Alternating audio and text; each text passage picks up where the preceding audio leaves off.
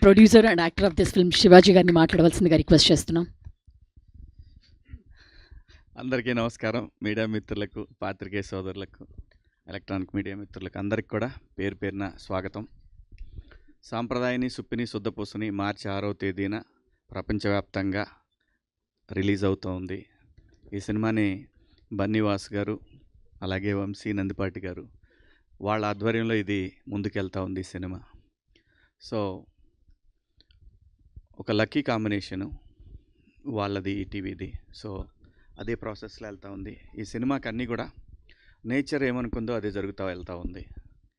వాస్తవంగా ఈ సినిమా నేను స్టార్ట్ చేసింది మాత్రం థియేటర్కేనండి.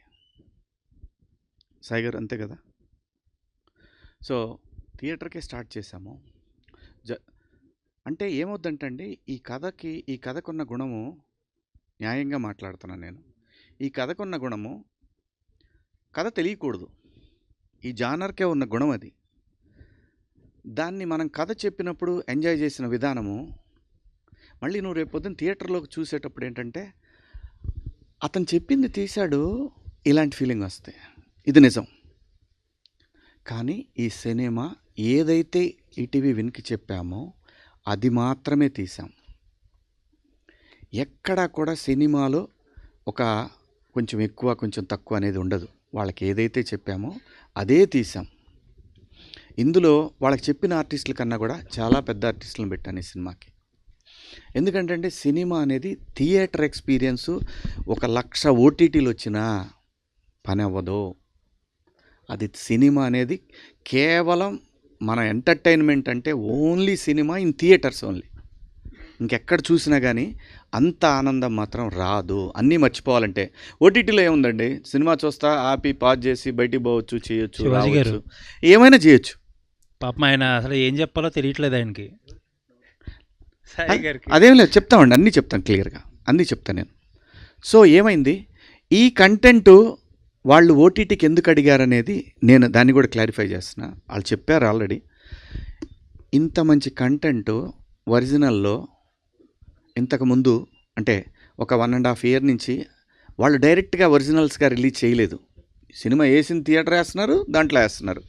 ఫ్రెష్ కంటెంట్ వాళ్ళకి కావాలి అనే ఉద్దేశంతో వాళ్ళందరూ టీం అంతా కలిపి నిర్ణయం తీసుకున్నారు. ఒకసారి ఈటీవీ వాళ్ళు నాకు ఏది చెప్పినా ఐఎమ్ ఓకే, లోపల ఏమున్నా సరే ఓకే. ఎథికల్గా నేను అలాగే ఉంటాను. ఈటీవీ కంపెనీ అంటే నేను అలాగే ఉంటాను. 100 కోట్లు పెట్టిన సినిమా అయినా సరే ఓటీటీ అంటే ఓకే సార్ అలాగే అంటాను. సో కాబట్టి దీంట్లో ఎటువంటి ఇది లేదు. ఖచ్చితంగా ఈ సినిమానే కదండి, నేను చిన్నప్పుడు అన్ని సినిమాలు చూసా. భానుచంద్ర గారి, సుమన్ గారి, ఇంకా ఎవరు అసలు ఏ సినిమా వస్తే ఆ సినిమా చూసేవాళ్ళం, జస్ట్ ఎంటర్టైన్మెంట్. సో కాబట్టి ఓటీటీ థియేటరు అనేది లేదు. థియేటర్ ఎక్స్పీరియన్స్ వేరు. ఆ ఎక్స్పీరియన్స్ని ఈ సినిమా మీకు 100% ఇస్తుంది. సినిమా ఇది థియేటర్లో వర్కౌట్ అవ్వదు, దీన్ని ఓటీటీ, ఆ ఉద్దేశం అస్సలు లేదండి, ఎవ్వరికి కూడా లేదు. ఉంటే వంశీ గారు, బన్నీవాస్ గారు, ఆయన బన్నీ అంటే అలవాటు అయిపోయింది మాకు. సో ఎందుకు రిస్క్ చేస్తారండి, ఎవరైనా చేయలేరు.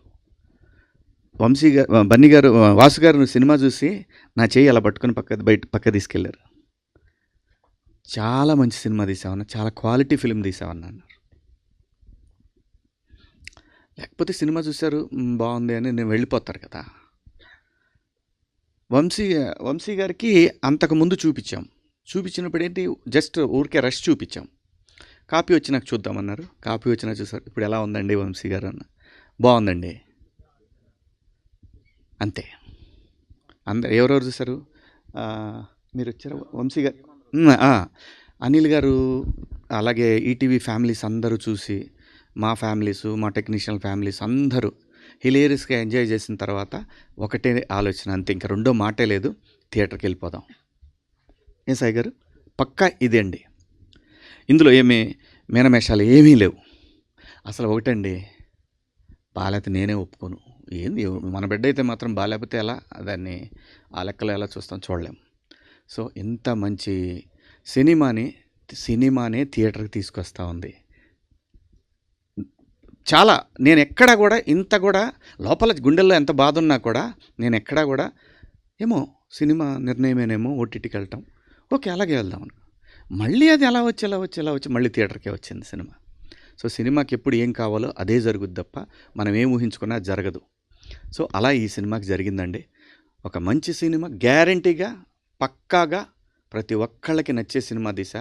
ధైర్యంగా ఇది నేను తీసిన సినిమా అని చెప్పుకోవడానికి ఏ మాత్రం చిన్న ఆలోచన కూడా మీరు కూడా మీ మన్ననలు అయితే గ్యారంటీగా పొందుతాను. మంచి సినిమా తీసామనే మాట అయితే వస్తూ ఉంది.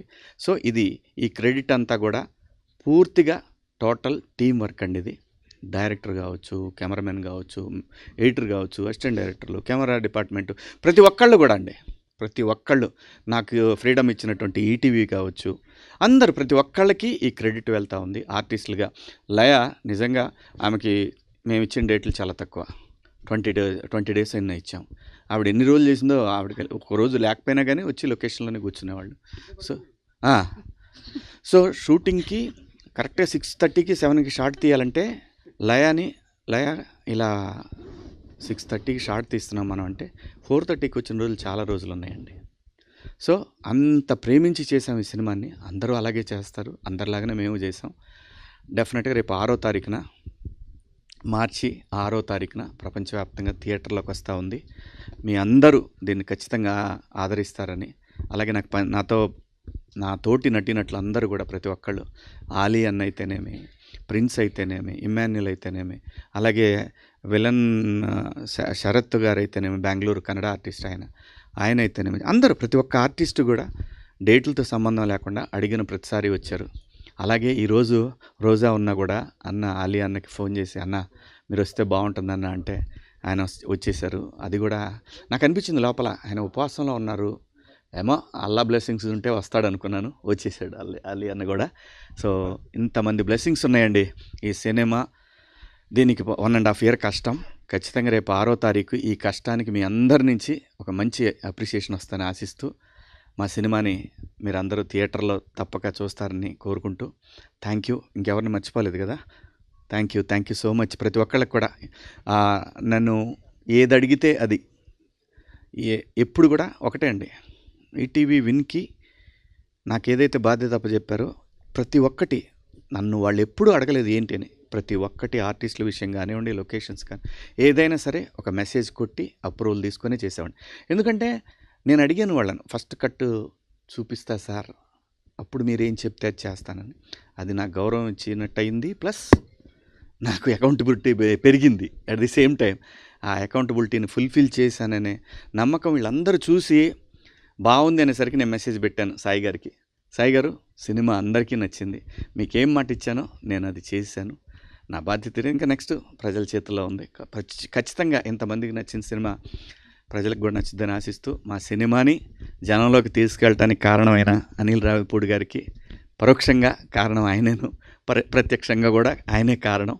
So thank you Anil, thank you so much. పాత్రికేయ సోదరులందరికీ కూడా థ్యాంక్ యూ సో మచ్ అండి. థ్యాంక్ యూ శివాజీ గారు. అండ్ Q&Aని మొదలు పెడదామండి. శివాజీ గారు, అలీ గారు, లయ గారు అండ్ సుధీర్ గారిని స్టేజ్ మీద ఉండాల్సింది, అలాగే సాయి కృష్ణ గారిని కూడా స్టేజ్ మీద ఉండవలసిందిగా రిక్వెస్ట్ చేస్తున్నాం. వంశీ గారు మీరు ఉండాలి. వంశీ గారు మిమ్మల్ని